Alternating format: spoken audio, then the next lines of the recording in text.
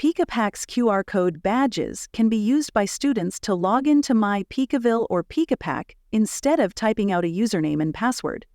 To download your students' QR code badges, navigate to the Students and Parents tab on Peekapak.com.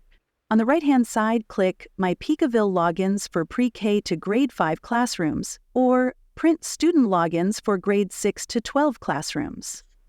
This will print a PDF of all your students' login information, along with a QR code. Print the login information and QR code badges, and distribute among your students for easy login access. To use the QR code, go to peekapak.com/login and click the last button, QR Code Sign In. Allow the computer to access the camera and show the QR code to the camera.